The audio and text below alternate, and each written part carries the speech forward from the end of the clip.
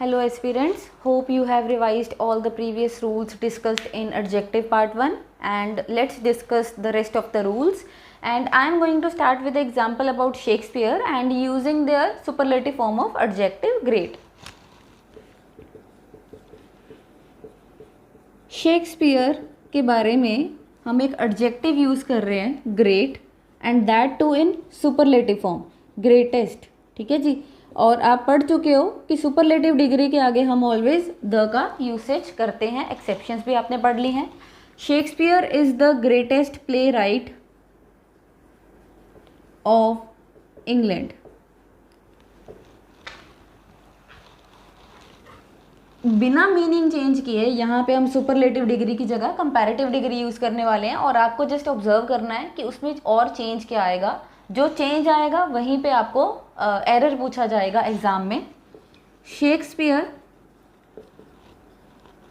Is तो greatest का comparative form होता है greater. Shakespeare is greater and greater के बाद दैन आता है, ये आप अभी तक जान चुके हो। शेक्सपियर इज ग्रेटर दैन, किससे ग्रेटर है? Play right of England. But कौन से इंग्लैंड के प्ले राइट हैं? हमने किसी का नेम कोई मेंशन तो नहीं करा, क्योंकि जब भी हम कंपैरेटिव डिग्री यूज़ करते हैं, कब यूज़ करते हैं? कंपैरेटिव डिग्री यूज़ करने के लिए हमें कोई दो एंटिटीज़, कोई दो पर्सन चाहिए होते हैं। तो हमारे पास यहाँ पे फर्स्ट एंटिटी कौन है? शेक्सपियर। एंड सेकेंड एंटिटी कौन होगा? लेट्स सपोज कि 10 प्ले राइट हैं इंग्लैंड के, उनमें से एक हैं शेक्सपियर, बाकी के कितने बचे? 9। तो ये ए का comparison rest of the number से हो रहा है। तो रेस्ट ऑफ द नंबर कितना है? जितना भी हो, हमने तो जस्ट सपोज ही करा है। रेस्ट ऑफ नंबर के लिए हम यहाँ पे एक वर्ड यूज़ करेंगे सेंटेंस में, दैट इज़ अदर। अदर का मतलब होता है बाकी बचे जितने भी, ठीक है जी। तो यहाँ पे क्या यूज़ किया जाएगा? ग्रेटर किससे है? ऑल अदर, सारे बाकी के प्ले राइट्स। तो ऑल यूज़ करेंगे तो ऑब्वियस है यहाँ पे प्लूरल नाउन आएगा। पर अगर आप यहाँ पे ऑल ना यूज़ करते हुए एनी भी यूज़ करते हो तो भी गलत नहीं होगा। एनी का मतलब है कि 9 में से किसी का भी कंपैरिजन कर लो शेक्सपियर से, और ऑल का मीनिंग है कि 9 के 9 का कंपैरिजन चाहे आप शेक्सपियर से करो, ठीक है। सिर्फ इतना ही फ़र्क है। एनी लिखोगे तो क्या डिफरेंस और आएगा? एनी सिंगुलर एंटिटी को शो करता है, तो एनी के बाद यहाँ पे सिंगुलर नाउन आएगा, प्ले राइट ऑफ इंग्लैंड आएगा। सिर्फ इतना फ़र्क पड़ेगा। हमने क्या किया? यही जो इसका मीनिंग निकल रहा था, यहाँ पे हम शेक्सपियर को सुप्रीम बता रहे थे कि सबसे वो अच्छे हैं, पर यहाँ पे हम कंपैरेटिव डिग्री यूज़ कर रहे हैं अगर, तो यहाँ पे फिर क्या ऐसा दूसरा एंटिटी बनाया जाए कि शेक्सपियर का कंपैरिजन हो सके। तो जो ये आपको मैंने एग्जांपल दिया, होपफुली आपको इससे समझ आ गया होगा कि हम शेक्सपियर का एग्जांपल ए टीम का बी टीम से कर रहे हैं, जिसमें कि 9 प्ले राइट्स हैं एज वी सपोज्ड, ठीक है। तो 9 प्ले राइट्स हैं, या जितने भी प्ले राइट्स हों उससे हम उनका कंपैरिजन हम शेक्सपियर से कर रहे हैं। तो हमारे पास दो एंटिटी बन चुकी हैं। इसको लिखा कैसे जाएगा? रेस्ट ऑफ द नंबर के लिए अदर वर्ड यूज़ करेंगे, और अगर सबकी बात कर रहे हो ऑल 9 की तो ऑल यूज़ करोगे, और अगर आप इनमें से किसी की भी बात कर रहे हो तो फिर आप एनी यूज़ करोगे। ध्यान क्या रखना है? अगर आप यहाँ पे ऑल यूज़ कर रहे हो तो प्लूरल नाउन यूज़ करोगे, और अगर आप यहाँ पे एनी यूज़ कर रहे हो तो आप यहाँ पे सिंगुलर नाउन यूज़ करोगे, ठीक है जी। और इसके अलावा अगर इंग्लैंड की जगह इंडिया लिखा हो, अगर यहाँ पे हम छोटा सा चेंज ये कर दें इस सेंटेंस में, शेक्सपियर इज ग्रेटर दैन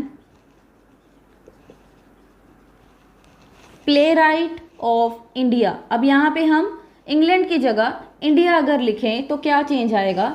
अभी अभी जो हमने सपोज किया था उसमें क्या था कि 10 प्ले राइट हैं, कहाँ के? इंग्लैंड के। तो उसमें से शेक्सपियर को हम कंपेयर कर रहे थे बाकी के 9 से।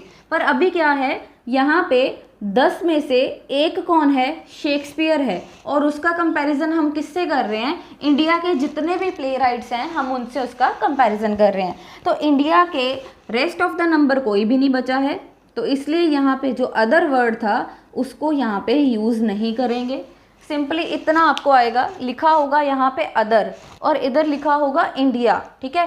पर आपको ये समझना है कि शेक्सपियर जो हैं वो इंडिया से बिलोंग ही नहीं करते हैं। अगर ये यहाँ पे आप जिसका भी नाम लिख रहे हो, जिसका आप कंपैरिजन करने जा रहे हो, अगर वो इस एंटिटी से बिलोंग करता है then only rest of the number बचेगा और हम अदर यूज़ करेंगे। अदरवाइज तो हम अदर यूज़ कर ही नहीं सकते। वहाँ पे आप अगर ऑल यूज़ कर रहे हो अकेला तो प्ले राइट्स आ जाएगा, एनी यूज़ करोगे तो प्ले राइट आएगा। इसकी और एग्जाम्पल्स लेते हैं और वहाँ से इसको और अच्छे से समझते हैं, ठीक है जी। Next example is about diamond and metals. Diamond is more precious, तो यहाँ पे कंपैरेटिव फॉर्म किसका यूज हुआ है, प्रीशियस का। कंपैरेटिव डिग्री यहाँ पे कौन सी है, more precious. Next, then any other metal. अभी मैंने आपको क्या बताया, जिसका आप कंपैरिजन करने की बात कर रहे हो, अगर वो इस एंटिटी से बिलोंग करता है तो अदर आएगा, नहीं तो नहीं आएगा। अब आप डिसाइड कीजिए कि डायमंड जो है क्या वो एक मेटल है, नहीं है। अगर वो उस एंटिटी से बिलोंग ही नहीं करता है तो एरर क्या है यहाँ पे कि अदर नहीं आएगा। पर अगर आप यहाँ पे डायमंड की जगह गोल्ड लिखते हो तो गोल्ड तो एक मेटल है, गोल्ड उसी फैमिली से है, तो फिर यहाँ पे आप एनी अदर मेटल और ऑल अदर मेटल्स दोनों ही लिख सकते हो। इनमें से कोई भी ऑप्शन आपको दी होगी, या आपने अगर चूज करना ऑप्शंस में से तो आपको दोनों नहीं कोई एक ऑप्शन मिल जाएगा। ऑल होगा तो प्लूरल और एनी होगा तो सिंगुलर। यहाँ पे गोल्ड था, दैट मीन्स ये मेटल फैमिली से बिलोंग करता था, तो आया अदर कि गोल्ड एक मेटल है, जो बाकी की मेटल्स बची हैं तो हमने बाकी की सेंस के लिए, रेस्ट ऑफ द नंबर के लिए अदर लगाया। पर जब हम बात कर रहे हैं डायमंड की तो डायमंड मेटल है ही नहीं, डायमंड अलग है, मेटल्स का बॉक्स अलग है, तो डायमंड को हम एनी मेटल से या फिर सारी मेटल्स से कंपेयर कर रहे हैं, ठीक। हाँ जी, next rule is about adjective worth. एक एडजेक्टिव ऐसा है वर्थ जो कि इर्रेगुलर बिहेवियर शो करता है। Let's see how irregular behaviour is this. Adjective हमारे पास है वर्थ। वर्थ का मतलब होता है लायक, ठीक। जनरली हम कैसे लिखते हैं, शी इज ब्यूटीफुल। अगर कॉम्प्लीमेंट देना है किसी को, दो तरीके हैं, शी इज ब्यूटीफुल और she is a beautiful girl. है दोनों ही एडजेक्टिव। देखिए यहाँ पे ब्यूटीफुल दोनों ही जगह एडजेक्टिव है, पर डिफरेंस क्या होता है, यहाँ पे ये वर्ब के बाद यूज करा गया है, दैट मीन्स सब्जेक्ट है, वर्ब है, ऑब्जेक्ट है, और ये सेंटेंस का प्रेडिकेट होता है, तो इसको प्रेडिकेटिव यूसेज ऑफ एडजेक्टिव बोलते हैं। और ये वाला जो यूसेज है ये कैसा है, यहाँ पे डायरेक्ट नाउन दिया हुआ है और नाउन की क्वालिटी बताने वाला एज वी नो क्या होता है, एडजेक्टिव होता है। अगर आप इस तरीके से यूज़ कर रहे हो तो आप ऑब्जर्व करो कि नाउन के हमेशा क्या यूज़ किया जाता है, पहले एडजेक्टिव यूज़ किया जाता है। जब भी नाउन की क्वालिटी को एडजेक्टिव बताएगा तो एडजेक्टिव का यूसेज नाउन से पहले किया जाएगा। पर वर्थ जो है वो इरेगुलर बिहेवियर कैसे शो करता है, क्योंकि ये जो आप नाउन की बात कर रहे हो, मेन नाउन की, ये उसके बाद लगाया जाता है, एंड देन जो जिस चीज़ के भी वो लायक है वो आईएनजी फॉर्म में लिखा जाता है। इसके बारे में भी डिस्कशन होगा नेक्स्ट आने वाले टॉपिक्स में कि ये आईएनजी फॉर्म में क्यों होता है, क्या मीनिंग है, ठीक है। ये सारा कुछ आपको बताया जाएगा। फिलहाल आपका फोकस कहाँ पे होना चाहिए, वर्थ पे, कि जिस नाउन की अगर मैं किसी भी सेंटेंस में बात करूँ, मेनली जिस नाउन के बारे में हम बात कर रहे हैं, तो वर्थ एक ऐसा एडजेक्टिव है जो इस नाउन से पहले नहीं लगेगा पर बाद में लगेगा। एग्जाम्पल देखिए आप अभी, दिस इज अ बुक। यहाँ पे फोकस किस चीज़ पे हो रहा है, बुक के ऊपर, कि ये जो है ये क्या है, एक बुक है। तो मेन नाउन हमारे पास कौन सा है, बुक। किस चीज़ के लायक है, बुक वर्थ, रीडिंग, ये पढ़ने लायक बुक है, तो रीडिंग मतलब जिस चीज़ के भी लायक है वो आप आईएनजी फॉर्म में लिखोगे। अगर आप टेम्पल की बात कर रहे हो, दिस इज अ टेम्पल, तो यहाँ पे मेन नाउन कौन सा हुआ, टेम्पल। वर्थ कहाँ पे आएगा, इसके बाद आएगा। किस चीज़ के लायक है, विजिट करने लायक है, तो वर्थ विजिटिंग, ठीक है जी। पर इन केस अगर आपको भूल जाता है तो लेमैन लैंग्वेज में आप इसको कैसे याद रखोगे, लाइफ लॉन्ग आप इसको कैसे याद रखोगे, क्योंकि आप मदर टंग से बहुत जल्दी कनेक्ट करते हो, दैट्स वाई मैं आपको बता रही हूँ। अदरवाइज ऐसा कोई रूल ग्रामेरियंस ने नहीं बताया है। अगर आप इसको अपनी मदर टंग में बोल के देखोगे तो ये रिवर्स फ्लो जाता है, विजिट करने लायक टेम्पल, तो जब आपको अपना आंसर मार्क करने के बाद रीचेक करना हो, once you have to recheck, right, तो जब आपको रीचेक करना हो तो आपको क्या करना है, आपको अपनी मदर टंग में उसको उल्टा बोल के देख लेना है, विजिट करने लायक टेम्पल, पढ़ने लायक बुक, ठीक है जी। तो आप ऐसे अपना आंसर रीचेक कर सकते हो। तो ये रिवर्स ऑर्डर में जाता है इंग्लिश लैंग्वेज में as compared to mother tongue. हाँ जी, नेक्स्ट रूल जो है वो है, कुछ एडजेक्टिव्स हमारे पास ऐसे हैं जिनके ना तो कोई कंपैरेटिव फॉर्म होता है और ना ही उनका कोई सुपरलेटिव फॉर्म होता है। No comparative form, no superlative form. ऐसे एडजेक्टिव्स ऑलरेडी सुप्रीम सेंस में होते हैं, राइट। आप उनको, जैसे आप किसी को बोल रहे हो you are very unique, right, तो अगर आप किसी पर्सनैलिटी को यूनिक पर्सनैलिटी बोल रहे हो, दैट मीन्स वो वंस मतलब कभी रेयर है ना। तो जो चीज़ रेयर है आप उसको मोर रेयर, मोर यूनिक नहीं बोल सकते हो, राइट। तो यूनिक, एब्सोल्यूट, कंप्लीट, परफेक्ट, आप किसी को ये नहीं बोल सकते हो कि आई वॉन्ट मोर परफेक्ट। जो परफेक्ट है दैट मीन्स 10 आउट ऑफ 10 और 100 आउट ऑफ 100 है। 10 आउट ऑफ 11 परफेक्ट नहीं होता है, ठीक। इसके अलावा eternal, extreme, round, circular, geometrical और ट्रायंगुलर, स्क्वायर, ठीक। ये जो वर्ड्स हैं, ऐसे बहुत सारे और भी वर्ड्स हैं, आपको जस्ट लर्न नहीं करने, आपको समझना है कि आपके सामने अगर कोई ऐसा वर्ड आ जाता है जो कि ऑलरेडी सुप्रीम सेंस रखता है अपने आप में, वंस एक ही है वो सब में, तो उसका आप मोर यूनिक, मोस्ट यूनिक, उनका आप कोई कंपैरेटिव फॉर्म EREST लगा के या मोर मोस्ट लगा के आप नहीं बना सकते हो। ये वो वाले एडजेक्टिव्स हैं जिनका ना तो कोई सुपरलेटिव फॉर्म होता है और ना ही कोई इनका कंपैरेटिव फॉर्म होता है। इसके अलावा कुछ और एडजेक्टिव्स भी हैं, फुल, एम्प्टी। अब इनकी अगर एग्जांपल लें, अगर आप किसी टैंक के बारे में बोल रहे हो, टैंक इज़ फुल और I saw a full tank, तो यहाँ पे फुल और एम्प्टी जो हैं ये दोनों ही क्या हैं, आप मोर फुल नहीं बोल सकते या मोस्ट फुल नहीं बोल सकते हो उसको, ठीक है जी। नेक्स्ट कुछ ऐसे एडजेक्टिव्स भी होते हैं जो ऑलरेडी कंपैरेटिव फॉर्म में होते हैं, बट उनके बारे में कुछ खास बात है। एक तो ये कि उनका कोई सुपरलेटिव फॉर्म नहीं होने वाला है। Adjectives used in comparative form, ऐसे एडजेक्टिव जो कि कंपैरेटिव फॉर्म में यूज़ किए जाते हैं, उसके बारे में ख़ास क्या है, हर कंपैरेटिव फॉर्म के बाद हमें दैन लगाने की आदत होती है, पर ये ऐसी वाले कंपैरेटिव फॉर्म है जिनके बाद कभी भी दैन नहीं आता, बट क्या आता है, टू, ठीक है जी। ये आपको बहुत ही सिंपल लैंग्वेज में बताए जा रहे हैं, बिकॉज अगर आपको ग्रामर लैंग्वेज में बताया जाए तो बुक रीड करने में और लेक्चर सुनने में कोई खास डिफरेंस नहीं रहेगा। तो दैन नहीं आता ये कंपैरेटिव फॉर्म्स के बाद, क्या आता है, टू।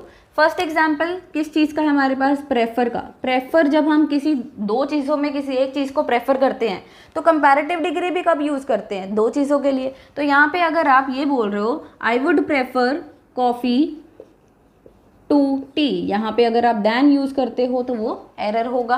प्रेफरेंस, जो प्रेफर वर्ड है उसके बाद पहली चीज़ ये कि प्रेफर जो है वो क्या है, कंपैरेटिव सेंस रखता है, कंपैरेटिव डिग्री है। कैसे है, क्योंकि प्रेफर जो है वो भी दो चीज़ों में, दो चीज़ों के लिए यूज़ किया जा रहा है और कंपैरेटिव डिग्री भी दो के लिए यूज़ होती है कंपेयर करने के लिए। यहाँ पे हम क्या कर रहे हैं, कॉफ़ी और टी को एक तरह से कंपेयर ही तो कर रहे हैं। तो प्रेफर के बाद टू आता है, दैन नहीं आता। इसके अलावा जो ऐसे और वर्ड्स कौन से हैं वो देखिए, superior, junior, inferior, superior, anterior, posterior, ठीक। ये जो वर्ड्स हैं ये भी ऐसी कंपैरेटिव फॉर्म्स हैं जिनके बाद टू आता है, दैन नहीं आता, ठीक। सुपीरियर, जूनियर, इन्फीरियर, सुपीरियर, इनका जो मीनिंग है, सॉरी यहाँ पे सीनियर आएगा, ये रिपीट हो गया है, ठीक है, सीनियर।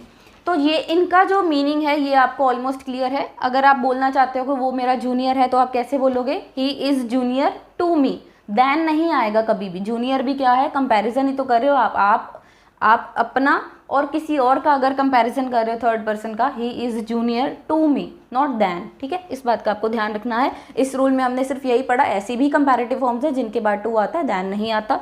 अंटीरियर और पोस्टीरियर का जो मीनिंग है वो आप सर्च करोगे खुद एंड कमेंट बॉक्स में आप बता सकते हो, और यहाँ से पता भी चल जाएगा कि आप एफर्ट्स करने में कितने अच्छे हो, ठीक। Next we have some adjectives. हमारे पास कुछ एडजेक्टिव्स ऐसे भी हैं जिनका कोई कंपैरेटिव फॉर्म नहीं होता, adjectives which have no comparative form.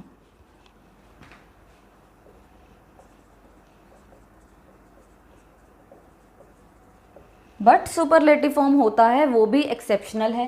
कैसे? बट सुपरलेटिव फॉर्म जो है वो है, ठीक है जी, डबल टिक लगाया मतलब है। तो कौन से हैं ऐसे? And, rear, head, left, right, top, इसके अलावा और भी हैं, फिलहाल इन पे फोकस करिए। इनके सुपरलेटिव फॉर्म हैं बट कुछ हटके हैं। कैसे हैं? इनके सुपरलेटिव फॉर्म के लिए भी मोस्ट ही लगाया जाएगा, ठीक है। जैसे हम इंटेलिजेंट का सुपरलेटिव फॉर्म क्या लिखते हैं? Most intelligent. तो टॉप का क्या होगा? मोस्ट टॉप तो नहीं होगा। इनका सुपरलेटिव फॉर्म के लिए क्या लगाया जाता है? मोस्ट पीछे लगाया जाता है। Top most, and most, left most, and in the similar way rear most, head most और राइट मोस्ट। इसके अलावा इनर, आउटर, अटर, इन सब के भी इनर, आउटर और अटर, इन सब के भी जो कंपैरेटिव फॉर्म है वो भी इसी तरीके से होंगे, इनर मोस्ट, आउटर मोस्ट और अटर मोस्ट। इसका आप ये नहीं बोल सकते हो टॉप मोर, तो यहाँ पे आपको एरर कैसे आ सकता है? मान लो आपने कहीं पे वर्ड पढ़ लिया रियर मोर, हेड मोर, तो आपको पता है आपने ये वर्ड्स पढ़ रखे हैं, ये अगर एडजेक्टिव के फॉर्म में यूज़ हुए हैं, आपको मोर से पता चल जाएगा या मोस्ट से पता चल जाएगा। तो आप चेक कर सकते हो कि मोस्ट हेड नहीं होगा, हेड मोस्ट होगा, first of all this. And top पढ़ लिया as an adjective, top most पढ़ लिया, टॉप मोर नहीं पढ़ा, तो दैट मीन्स जो नहीं पढ़ा है, जो नहीं करेक्ट है, वही आपको इनकरेक्ट फॉर्म में दिया जाएगा और उसको आपने करेक्ट वर्जन में लिखना होगा। हाँ जी, नेक्स्ट पार्ट में हम जो डिस्कस करने वाले हैं वो बहुत ही सिंपल रूल है, that is some adjectives we have. हाँ जी, जो एडजेक्टिव्स हैं उनके लिए आप डबल कंपैरेटिव कभी नहीं यूज़ करते हो और ना ही कभी आप डबल सुपरलेटिव फॉर्म यूज़ करते हो। नेवर यूज़ डबल कंपैरेटिव्स और डबल सुपरलेटिव्स। इसका मतलब क्या है डबल कंपैरेटिव्स और डबल सुपरलेटिव्स का? She is wiser than her sister. First sentence, first example हमारे पास क्या है? She is wiser than her sister. तो यहाँ पे कंपैरिजन हो रहा है शी का और हर सिस्टर का। A entity is this and B entity is her sister. Comparative degree कौन सी है? वाइजर है। तो इसका आप यहाँ पे अगर डबल कंपैरेटिव यूज़ हो रखा होगा तो वो कैसे होगा? She is more wiser than her sister. यहाँ पे क्या यूज़ किया होगा? मोर। बट आपको पता है कि वाइज का कंपैरेटिव फॉर्म वाइजर होता है, ऑलरेडी यूज़ हो रखा है, दैन भी है, तो यहाँ पे जो मोर है वो भी कंपैरेटिव फॉर्म है, ER भी कंपैरेटिव फॉर्म है। दो कंपैरेटिव फॉर्म को क्या बोला जाता है? Double comparatives. तो डबल कंपैरेटिव्स यूज़ नहीं करने हैं, आप यहाँ से मोर रिमूव करोगे। आपके माइंड में अगर ये क्वेश्चन आ रहा है कि ER भी तो रिमूव कर सकते हैं, कि अगर हम ऐसे लिख दें more wise than her sister, तो वो हम पहले कर चुके हैं already in the previous lecture. अगर आप ये लिखते हो she is more wise than her sister, तो what you are saying in fact, वो क्या कह रहे हो आप क्या कहना चाह रहे हो यहाँ पे? गलत। More quality number 1 than quality number 2 and with common sense we know her sister can not be a quality. जो हर सिस्टर है वो एक पर्सन है, वो एक एंटिटी है जिसका कंपैरिजन शी से हो रहा है। यहाँ पे क्वालिटी एक ही है। जिस क्वालिटी को अगर एक ही की बात कर रहे हो उसका एक्चुअल वाला कंपैरेटिव फॉर्म आप लिखोगे, और वाइज का comparative form with your previous knowledge you know wiser होता है। हाँ जी, अगर यहाँ पे ब्यूटीफुल आता है, अगर यहाँ पे आप लिखते हो more beautiful than her sister, तो मोर ब्यूटीफुल पूरा का पूरा क्या होगा, कंपैरेटिव फॉर्म होगा। अगर आप लिखते हो मोर ब्यूटीफुल दैन इंटेलिजेंट, तो अंडरस्टूड है, more quality number 1 is beautiful in positive degree, than intelligent quality number 2 in positive degree. तो ये इस बात का ध्यान रखोगे आप कि दो कंपैरेटिव इकट्ठे यूज नहीं करोगे। दूसरी चीज, यहाँ पे अगर मान लो मोस्ट वाइजेस्ट भी लिखा हुआ आ जाता है तो वो क्या है, डबल सुपरलेटिव। तो आप यहाँ से क्या रिमूव करोगे, मोस्ट, बिकॉज यू नो कि वाइज का जो कंपैरेटिव फॉर्म है वो वाइजेस्ट होता है, तो इसलिए डबल कंपैरेटिव और डबल सुपरलेटिव हमने कभी भी यूज़ नहीं करने होते हैं। ठीक है जी। सो इसी के साथ जो है आपका एडजेक्टिव का टॉपिक ख़त्म होता है। इसके अलावा एडजेक्टिव में काफ़ी कुछ और है करने वाला, पर ये जो ख़त्म हुआ है पार्ट अभी वो था बेसिक पार्ट ऑफ एडजेक्टिव। जो इसके एडवांस रूल्स हैं, एक दो और रूल्स हैं, वो भी हम करेंगे। इसके अलावा वो कब करेंगे, जब हम डिटर्मिनर्स भी टॉपिक करेंगे। नेक्स्ट लेक्चर में सीक्वेंस ऑफ एडजेक्टिव भी आपको करवाया जाएगा। दिस इज़ इम्पॉर्टेंट, इसके बेसिस पे भी आपको एरर पूछा जा सकता है सीक्वेंस ऑफ एडजेक्टिव्स पे। ठीक, और इस साथ ही हम करेंगे डिटर्मिनर्स वाला टॉपिक स्टार्ट। और डिटर्मिनर्स होते क्या हैं वो आपको मैं अभी बता रही हूँ।